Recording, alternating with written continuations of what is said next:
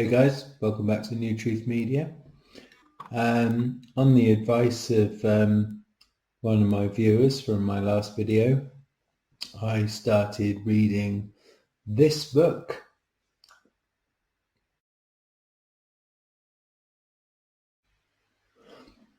So I bought that on audiobook from Amazon, and I had about a 3.5 hour drive to my destination where I am now. And I'm trying out this this sepia tone, if that's even what it's called, but there's a reason for that, an even artier reason for that.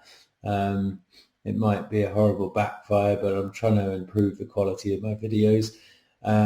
Anyway, I digress. I've got quite far, considering it's an audio book, 3.5 hours in, several chapters in.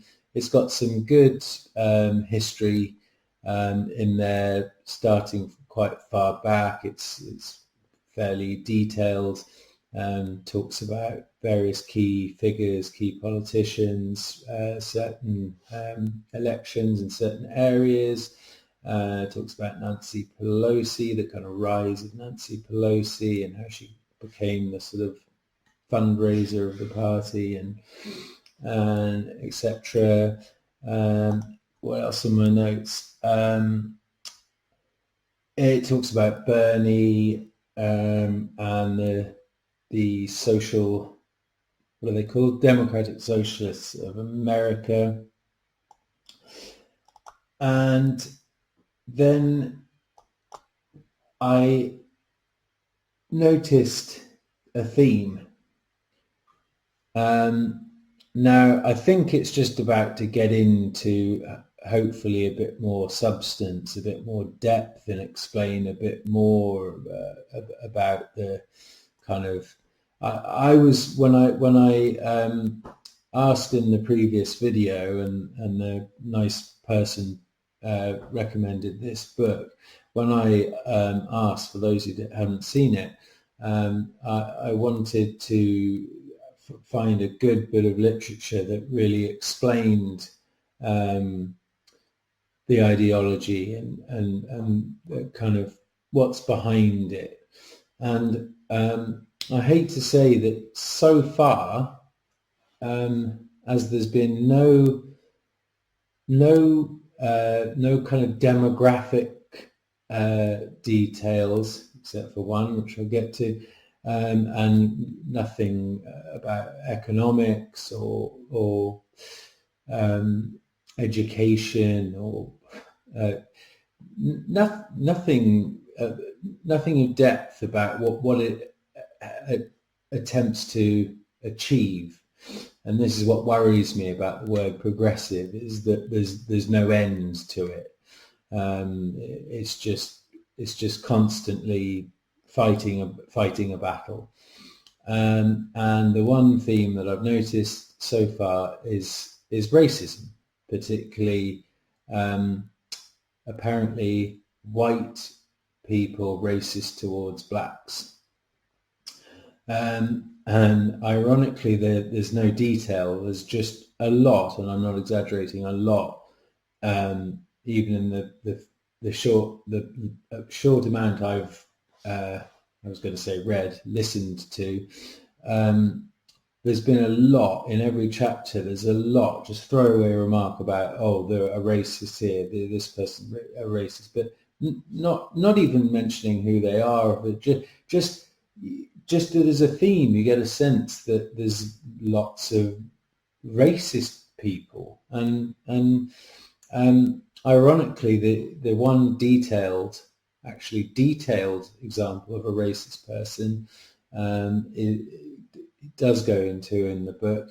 I think it's Robert Byrd. I can't remember, but I presume. But if there's another one, then that's even more damning for the Democrat Party. Well, I'm sure there were, but Robert Byrd was the most notorious one, wasn't he? I mean, he was like a gangster, racist, like nasty, proper Ku Klux Klan guy. Amazing, because he ended up retiring as like one of the most loved people ever, and he put all that behind him apparently, but I don't think if you can have that much actual hatred and those kind of beliefs, I don't think you can. Well, I don't know, but I'd imagine that obviously it can wither out, but I think probably the underlying thing probably still stays there a little bit. He probably still feels a bit superior. Anyway, again, I digress. But it's interesting that the one person happens to be a Democrat, the one person that's actually detailed as a bona fide racist. Now this upset me because I think this has proved my suspicions of and it fits into the cliche of what everybody thinks of leftists, is they're all about identity and race and sexual orientation and all the rest of it. But this one's particularly bad because it's really bad for black people when they're growing up. I mean, I know this for a fact. My wife is black, and growing up, she was told, her mother told her that they're basically not to trust white people and they're all racist and terrible. And then ironically, actually, when she was at school, she actually got bullied more by the black kids for some reason. But anyway, that's fine. I don't want to get into her private business.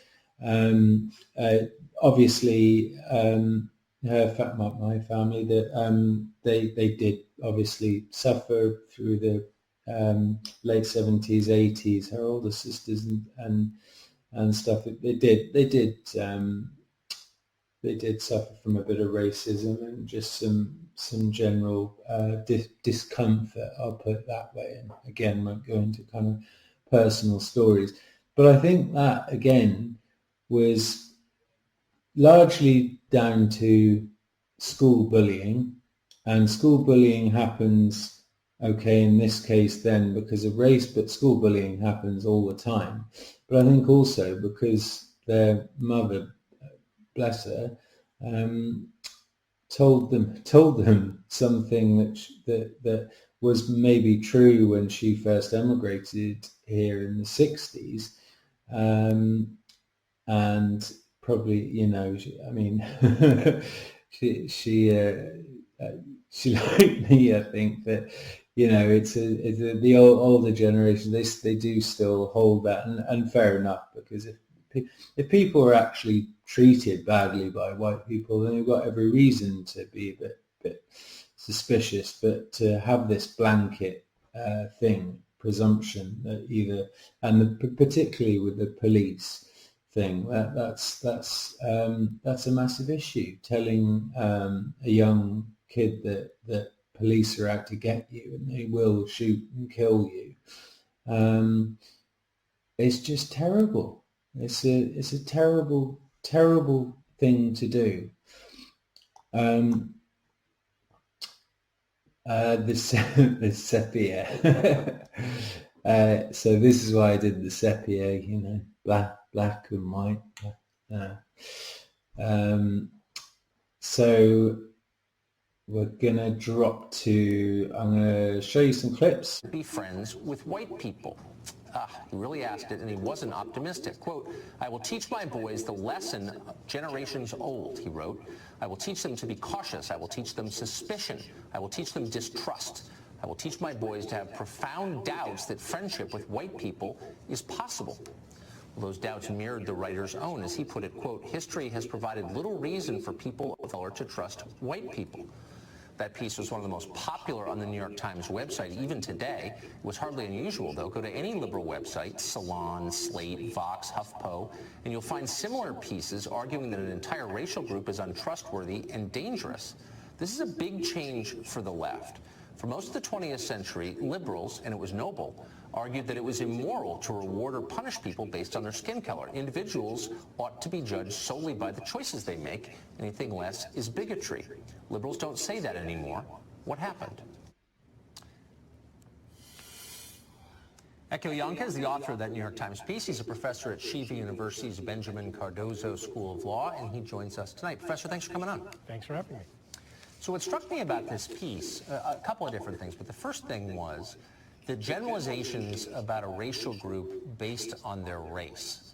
And I grew up, probably not so much older than you, in a world where overt expressions of that were not acceptable. You weren't allowed to generalize on the basis of race because the assumption was each person is an individual and you judge each person by the choices he or she makes. I don't understand when it became okay to generalize about racial groups. Well, I mean, it's to me, a strange way to put the question. I mean, while it's the case that we all hope that we can be judged for who we are, I think while some people have the luxury to be raised only being told to look at individual people, it should be no surprise to you that black people, in particular black men, have been taught forever that they have to be careful how they behave around white people, that the way they behave will be interpreted differently, that when they misbehave, it'll be punished differently, that if they laugh too loud, if they walk into a nice store. So with all due respect, Tucker, what was true for you has never been true for lots of people. Well, I mean, there are a lot of ways to respond to that. One, on a factual basis, and in truth, in a lot of places in this country, the main threat that African Americans face is not from white people, as you perfectly well know.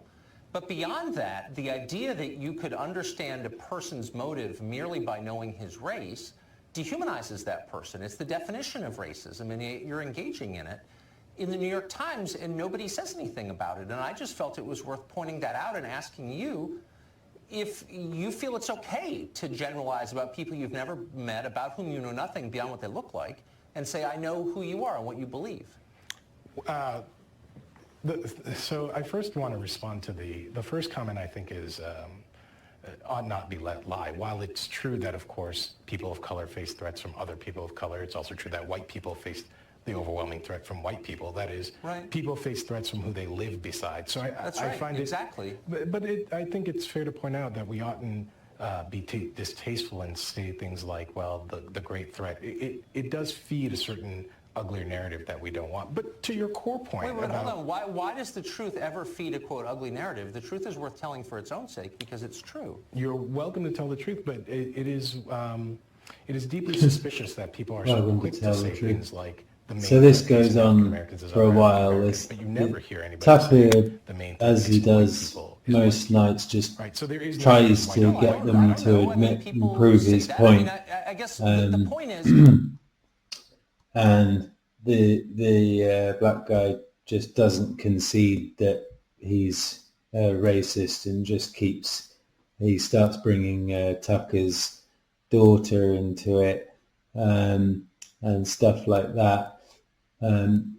The other thing I was going to show was this, but the problem there is that guy is racist. I mean, if a white person had written a similar op-ed, I mean, it would be condemned, whereas there are no doubt white people at that publication just praising the guy for it, and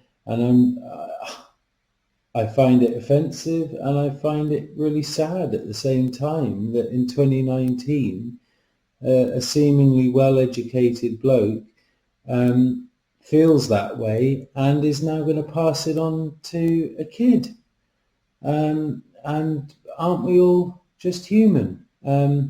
So I'll get back to that, but just look at this. I know this has been discussed, but I actually wanted to just see it for myself, and I just illustrate it for this video. Google images, white couples. You don't get white couples. Let's try white men.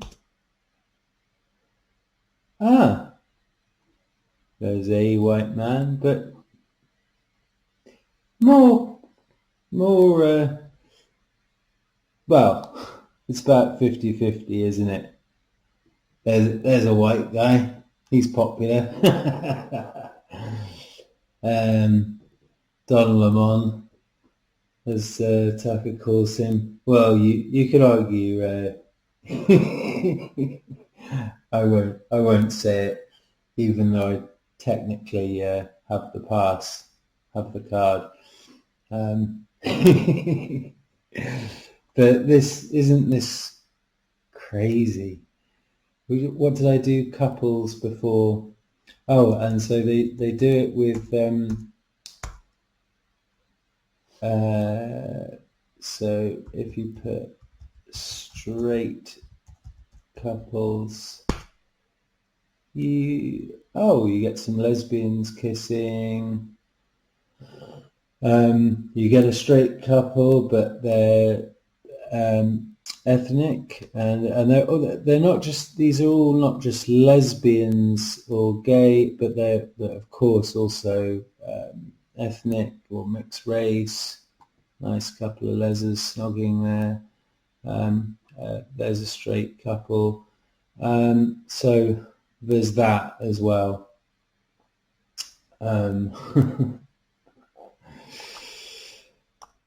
Hey, back to colour. So yeah, I think I'll wrap it up. So I'm trying to make these videos shorter.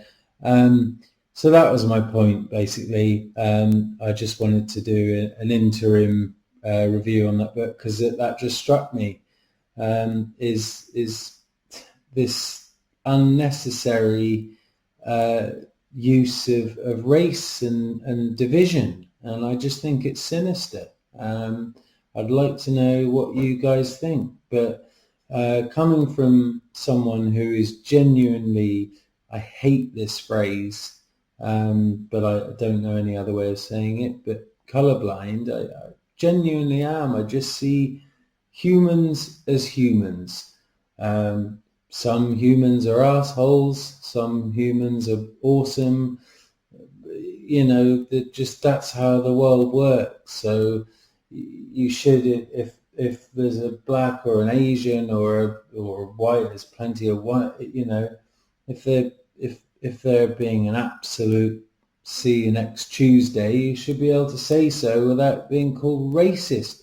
And in the same way, kids in the playground at school, black people shouldn't be telling their kids to be wary of white people. Because it's just terrible. I would never do that with my kids. So imagine that, saying, "Oh, just if I were you, I wouldn't trust any of the black ones." I hope no one clips this now and takes this out of context. But that's what that guy was saying on national TV, in a national newspaper, and not even being, well, Tucker Carlson was pulling him up on it, but he was being praised for what a great article. And yes, you should definitely tell your kids to watch out for these evil white kids.